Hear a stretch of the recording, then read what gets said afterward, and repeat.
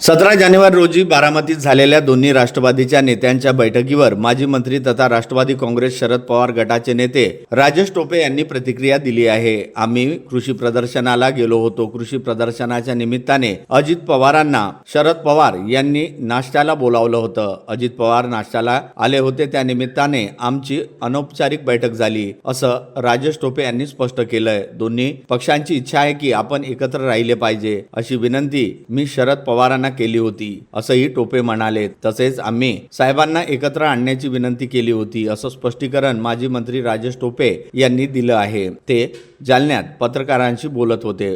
भेटत आहे ना, तिला तुम्ही हजर होते, व्हिडिओ मध्ये दिसते बाहेर। ठीक आहे ना, म्हणजे त्याला मला नाही कळत काय त्याला काय बोलायचं। काय झालं होतं नेमकं बैठकीमध्ये, काय झालं होतं बैठकीत काय झालं होतं?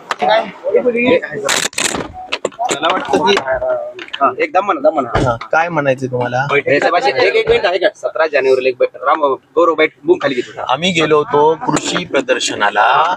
कृषी प्रदर्शनाच्या निमित्ताने दादांनाही पवार साहेबांनी नाश्त्याला बोलवलं होतं। दादा नाश्त्याला आले होते, आमची बैठक त्या निमित्ताने अनौपचारिक बैठक झाली।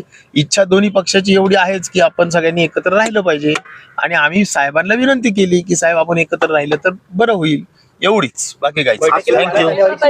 बाकी काहीच नाही, एवढंच। थँक्यू।